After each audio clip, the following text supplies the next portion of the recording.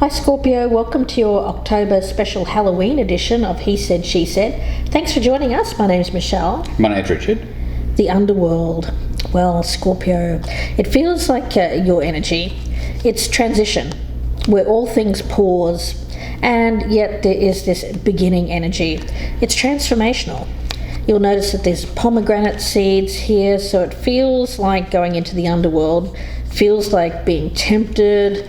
There's an energy here of being stuck between two worlds almost, really, seeing which one is the more authentic place for you. Scorpio, could be you, could be someone around you. If you're cross-watching, could be a Scorpio you're dealing with. Now, Richard has a card from the Mausolea. It's Abraham the Justice, so it's about truth and justice, but it's also about being true to oneself and true to one's nature. So let's see where this goes, Scorpio. At the bottom of the deck, King of Swords. Page of Wands. So it's very different energy, isn't it? It's like wise person, not so wise. Which one's going to win out? Let's see. Status of this relationship, how you're viewing this person, the strengths, the challenge, advice, what to do, what not to do, what's hidden or unexpected, and the potential outcome. Okay, status of the relationship, how this person views you, Scorpio, strengths, weaknesses, what this person should keep doing, what they should stop doing, what's hidden, and the outcome if nothing changes. The Two of Pentacles. Well, I feel it's those two cards that we got initially, the King of Swords and the Page of Wands. Who am I? I'm getting that energy around this Scorpio of who am I? Am I this King of Swords, someone who is wise, who uses reason? Am I someone who has learned from their past and makes good judgments? Or am I this Page of Wands? Am I just feeling like this childlike kind of playfulness right now? Okay. Now what's true to my nature? What's right? true? Yeah. Okay. King of Pentacles over here as status of the relationship. Well, that's more the king energy, isn't it? So, but the King of Pentacles is someone you can rely on. Someone who's good with money, someone who's a good business person. Yeah. Let's have a look and see how you're viewing this person. We have the Druid, or the Hierophant. So, you could be dealing with a Taurus, of course. Or you may have a lot of, maybe you've got Taurus in your chart, Scorpio. But there's a feeling here of, and I was thinking of that King of Swords, King of Pentacles, the Druid. It feels very much like grown-up energy. Well, they're following the rules, doesn't it? Where the Page of Wands is very rebellious. It's more like a child. Well, not exactly child. It feels like in between, right? So the energy here is Teenager energy. Teenager energy, but in someone who's perhaps a little bit older. Or it could even be a transition, right, like of growing up, somebody who's growing up through a process. Okay. Over here we've got the Six of Cups, which is about memories. So that's how they're viewing you, Scorpio. Somebody they might have had good memories with. Let's have a look and see what the strength is. The Nine of Swords. Well, it's those moments when we think about, oh my goodness, what am I doing? You know, it's that part of ourselves which it's kind of a weird thing that I feel with this Nine of Swords coming up as the strength, because it's the ability to actually see our misdeeds and feel something from them. Well, it's that dark night of the soul. Yeah, some people can go through life and do things that feel reckless, impulsive, destructive, and just go on without a care. But I don't feel that this Scorpio is one of those people. So those thoughts, the things that they're thinking about, their deeds here is the strength. Okay. It's kind of like it's a conscience. A conscience. It's a conscience. Wow. Okay. Fair enough. Looking over here, the strength is the Empress. Excuse the background. Try it'll be over in a moment. Yeah. The Empress. So that's an energy of somebody who knows their own worth. Yeah. Okay. Yeah, very grown-up kind of energy. But with those two cards, everything feels very stable and grounded. It does, doesn't it? It feels like home. And yeah, nurturing. Mother, even. It could even be like a mother. Mother figure. Or a mother of your children, something like that. Let's have a look. The challenge is the Emperor, but he's in the reverse. So we've got the Empress in the upright. The Emperor's in reverse. Well, he's not acting like the Emperor. He's not acting like, he's not acting from a place of maturity. He's acting instead like that Page of Wands. It's very much like it feels kind of like somebody who wants to get their way and is just going to say, no, I'm entitled to do this. That's what I want. I'm going to do it. But it's coming from someone who should know better, and it's coming from a place where this person feels like they've lost their power. You know, the Emperor is someone who is very mature, responsible, takes care of other people, doesn't act rashly or impulsively. Instead, there's logic, there's reason, there's order. With the Emperor and the Hierophant, they're both cards of stability and order out of chaos, where this feels very chaotic thoughts. You know, I'm looking at this and I can sort of see a story emerging here about what's going on with Scorpio and this person over here. I believe this is another person. This is a person who you are involved with or who you have been involved with recently, Scorpio. I'm looking at this person as being somebody who makes you better, somebody who makes you this King of Pentacles, somebody whose strength is that they are the Empress. Let's have a look and see the advice on... Oh, hang on. Oh, sorry. I'm getting way ahead of myself. There we go. Wheel of Fortune as for challenge here for this person. Well, you know, the thing is that whatever's happening here is fated and it's out of this person's hands. Yeah, that's the thing. We have the Judgment card, or Rebirth in this deck. It's in the reverse as advice on what to do. Well, in this case, it's about taking time to do that review of your choices, review your life, how you've come to be where you are. This is not ignoring your part.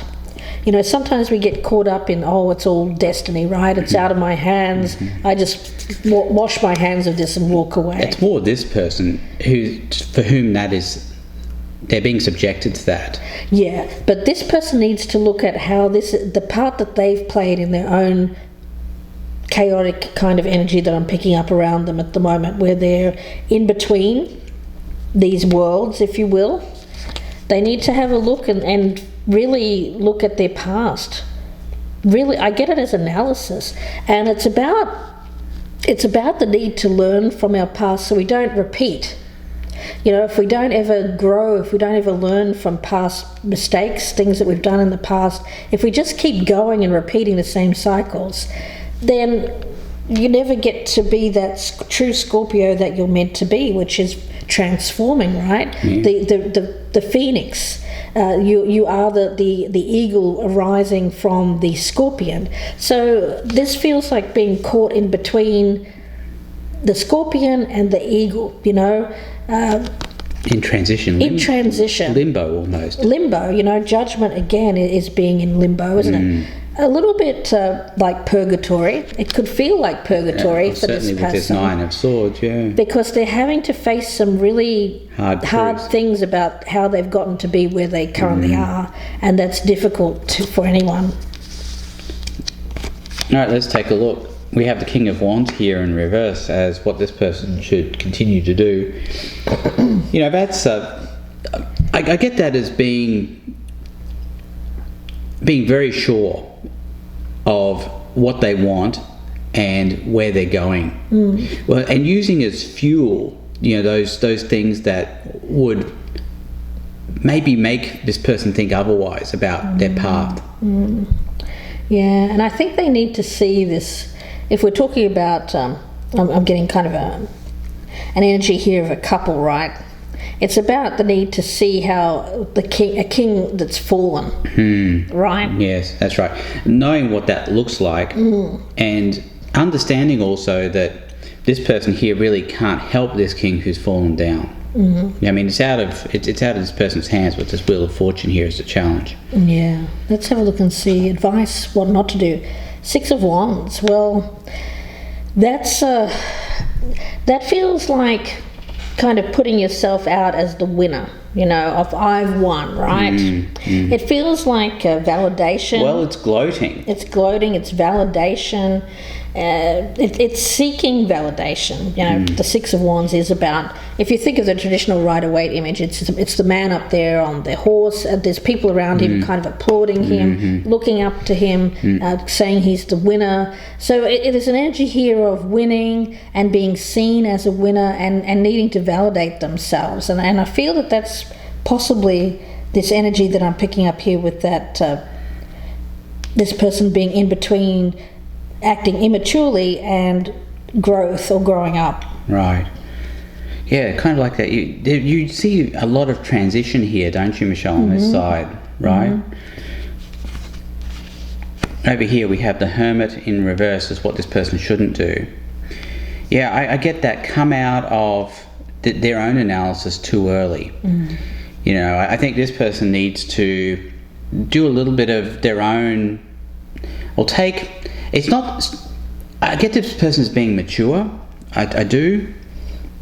But they're not acting like that at the moment. Well, I think they're being, they are? No, I think what it is that I think they need to do some analysis to get to the realization that it's not their fault. It's not their fault. Yeah, this person on this side. Oh, okay. Yeah, understood. Let's see. What's hidden? The Three of Cups in reverse. Well, yeah, I do feel like there's an element here of too much of something, whatever that might be. I feel that for some of you here, this is someone who's acting very immaturely and going out and wanting to date maybe multiple people. It feels very open, this card. So open relationships, friends with benefits, things like that. There could have even been a third party here that's led to this kind of energy of you know, oh, there's someone interested in me, right? Well, the reality is when people leave, they generally don't leave to be on their own. There's generally a reason that's lurking behind it, and it's someone that's interested in them, or they're interested in someone. So what do? They feel guilt and shame associated with that, and so they leave in order to be with that person. Over here, what's hidden? Seven of Swords in the reverse. What do you make of what's hidden there, Michelle? Gee, I wonder, Richard. Gosh, could it be that this person's been hiding a third party in the background the entire time? You know, well, not the entire time. I mean, just recently. I feel that whatever this decision this person's been making has been brought to a head here by seeing potential victory with a third party. Well, I'm looking at this though. It's Seven of Swords in the reverse. It's after the fact. It's after the fact? It's after the fact. Yeah, you know, but you know, I was kind of thinking, well, what about this person here making amends? It could happen, but it's after the fact. Right. I mean, the fact is the Seven of Swords in reverse is something that's already been done. I think the deed's been done. Okay. The die has been cast, so to speak, and it's a recognition of that. It's seeing someone for who they are, recognizing that, yeah, okay, I see what this is, even though the person might be telling you lies, trying to make it seem like there's no one else. I mean, you know, right? Okay. You're not silly, Scorpio. Now, the Ace of Cups is the outcome here. Well, you know what? I like that. It feels like a renewed, life force. I feel like this is kind of, I'm not exactly picking it up as love. Let's just put that out there. This is more about, I get it as inspiration. I'm seeing this eagle here, and I'm seeing that as the return to feeling, to having this kind of feeling. Where's the underworld?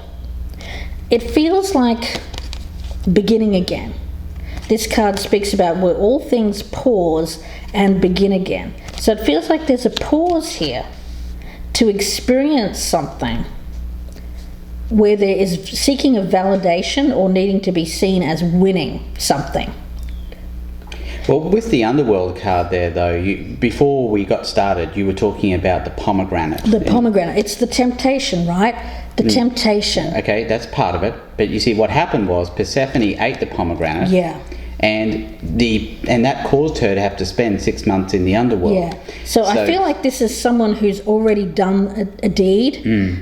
The partner hasn't. Well, they've kind of suspected it's already happened because there's been some kind of sudden event that's occurred. So this has caused this person, oh, I've done the deed now, oh my goodness, I have to go. Because this person's just going to leave me anyway if they find out. So now I have to do this. I think the partner already knows that. And that's exactly what Richard is saying now. This person has to kind of go into the underworld because they've already done the deed. It's been done.